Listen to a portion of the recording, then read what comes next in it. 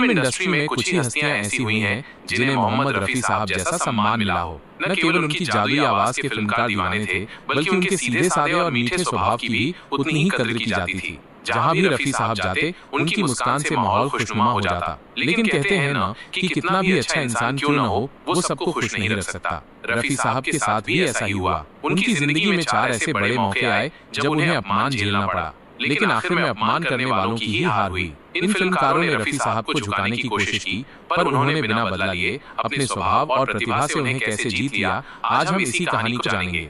लता मंगेशकर से अनबन, रॉयल्टी विवाद का कड़वा सच। फिल्मी संगीत के शुरुआती दौर से ही मोहम्मद रफी और लता मंगेशकर फिल्म इंडस्ट्री के 2 चमकते सितारे रहे हैं। पुरुष गायकों में जहां रफी साहब का कोई मुकाबला नहीं था, वहीं लता जी की बराबरी आज तक कोई नहीं कर पाया। किसी भी डुएट गाने के लिए ये दोनों एकदम परफेक्ट थे। 60 के दशक तक इस जोड़ी का रुतबा इतना बढ़ गया था कि हर संगीतकार उनसे ही गाना गवाना चाहता था। ये जिसके लिए गाते, उसका संगीत हिट हो जाता। उस दौर में फिल्म निर्माता और संगीत कंपनियां संगीत से होने वाली सारी आमदनी आपस में बांट लेती थीं, जबकि संगीतकारों और गायकों को कुछ नहीं मिलता था। बाद में संगीतकारों के विरोध के बाद उन्हें रॉयल्टी मिलने लगी, लेकिन गायकों को उनकी फीस के अलावा ज्यादा कुछ नहीं मिल पाता था।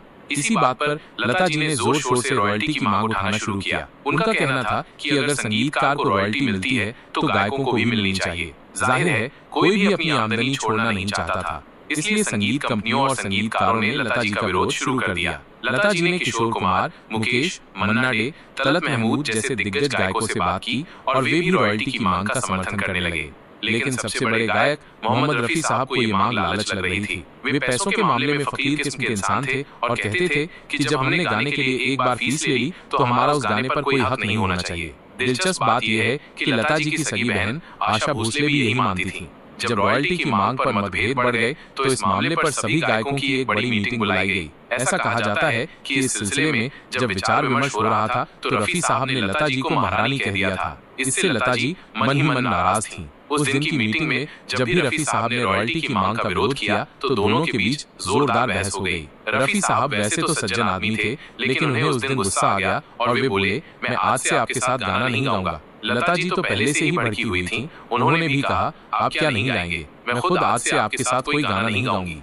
इस झगड़े से बाकी गायक हैरान रह गए, लेकिन वे कुछ कर नहीं सकते थे क्योंकि उस जमाने के 80% गाने यही दोनों गा रहे थे। इस झगड़े के बाद लता जी ने सभी संगीतकारों से कह दिया कि आज से कभी रफी साहब के साथ उनसे गाने न गवाएं। साथ ही ये भी कह दिया कि अगर किसी ने रफी साहब से गाना गवाया तो वे उनके साथ कभी काम नहीं करेंगी। इसके बाद रफी साहब नई गायिकाओं के साथ गाने गाने लगे। इस विवाद के चलते इन दोनों ने 1963 से 1967 तक यानी 4 साल तक साथ में कोई गीत नहीं गाया। इससे संगीतकारों को मुश्किल होने लगी। आखिरकार 1967 में संगीतकार एस.डी. बर्मन के लिए हो रहे संगीत समारोह में दोनों को एक साथ परफॉर्म करने के लिए राजी कर लिया गया, जिसमें दोनों ने एक साथ गाया। रफी साहब के निधन के बाद लता जी ने दावा किया था कि वे रफी साहब के साथ गाने को इसलिए तैयार हुई थीं क्योंकि रफी साहब ने उनसे चिट्ठी लिखकर माफी मांगी थी। इस दावे को झूठ बताते हुए रफी साहब के साहिबजादे शाहिद रफी ने कहा कि लता जी वो चिट्ठी दिखाएं वरना वे उनके खिलाफ मानहानि का मुकदमा दायर करेंगे। उन्होंने कहा कि मेरे अब्बा को लिखना नहीं आता था, वे सिर्फ उर्दू पढ़ सकते थे, तो उन्होंने चिट्ठी कैसे लिखी। हालांकि न लता जी ने वो चिट्ठी दिखाई और न ही शाहिद ने मानहानि का केस किया। BR चोपड़ा से टकराव, मैं नया मोहम्मद रफी बना दूंगा। रफी साहब का दूसरा मशहूर विवाद प्रसिद्ध निर्माता निर्देशक BR चोपड़ा के साथ हुआ था। उन दिनों उनकी फिल्में लगातार हिट हो रही थीं और वे नए नए एक्टर्स और एक्ट्रेसेस का करियर बना रहे थे। रफी साहब और लता जी उनके मनपसंद गायक थे।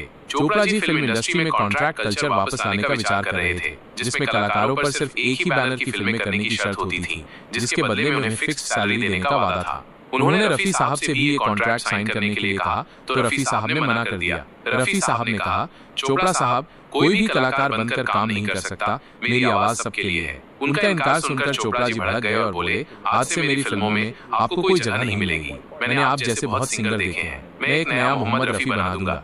इस तरह BR चोपड़ा फिल्म्स के दरवाजे रफी साहब के लिए बंद हो गए। चोपड़ा जी के कहने पर कई और फिल्मकारों ने भी अघोषित रूप से रफी साहब का बॉयकॉट कर दिया, जिससे उन्हें गाने मिलने कम जरूर हो गए, लेकिन बिल्कुल बंद नहीं हुए। उनका काम चलता रहा।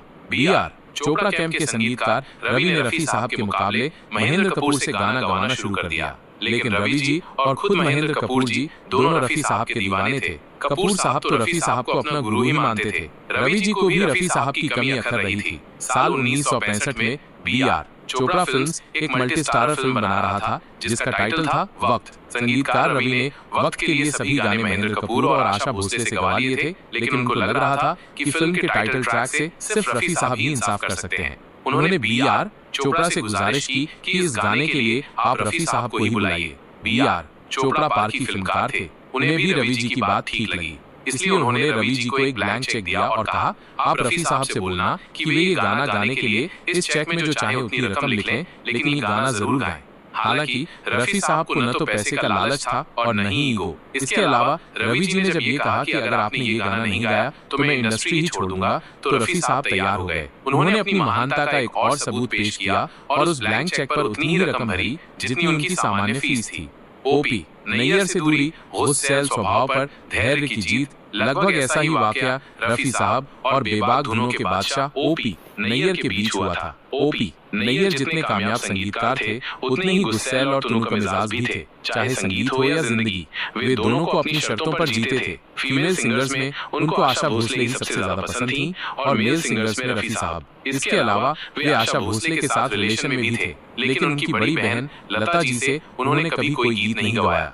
उन्हें 1968 में रफी साहब के साथ जॉय मुखर्जी की फिल्म हमसाया के लिए गीत रिकॉर्ड करना था, लेकिन उस दिन रफी साहब रिकॉर्डिंग के लिए बहुत देर से पहुंचे, तो उन्होंने नैयर साहब से माफी मांगी और कहा कि मैं शंकर जयकिशन की रिकॉर्डिंग में बार बार रीटेक देने की वजह से देर हो गया। शंकर जयकिशन और ओपी नैयर प्रतिद्वंदी थे, इसलिए रफी साहब की बात से विचड़ गए और बोले, तुम्हारे पास शंकर जयकिशन के लिए वक्त है, मेरे लिए नहीं, तो जाओ, मुझे भी तुम्हारी कोई जरूरत नहीं है। ये बात सुनकर भी रफी साहब ने रिएक्ट नहीं किया। वे जानते थे कि ओपी हुए नैयर का गुस्सा कितना खराब है। उन्होंने शांत आवाज में कहा कि पहले ये गाना रिकॉर्ड कर लें, उसके बाद हम आराम से अलग हो सकते हैं। ओपी नैयर भी रिकॉर्डिंग के लिए मान गए। ये गाना रिकॉर्ड करके रफी साहब चुपचाप स्टूडियो से चले गए और दोनों ने अगले 4 साल तक साथ काम नहीं किया। उन्होंने भी रफी साहब की जगह महेंद्र कपूर को चुना, लेकिन इसके बाद नैयर की धुनों से रस चला गया, उनकी फिल्में पिटने लगी। करीब 4 साल बाद एक दिन रफी साहब अचानक उनके घर आए, तो उन्हें देखकर ओपी नैयर भावुक हो गए। उन्होंने रफी साहब से कहा, तुम एक कामयाब सिंगर ही नहीं बल्कि मुझसे बेहतर इंसान भी हो। तुमने अपनी ईगो पर जीत हासिल कर रखी है जो मैं नहीं कर पाया। गुरुदत्त से अनबन, देर आने पर भी सम्मान का धनी।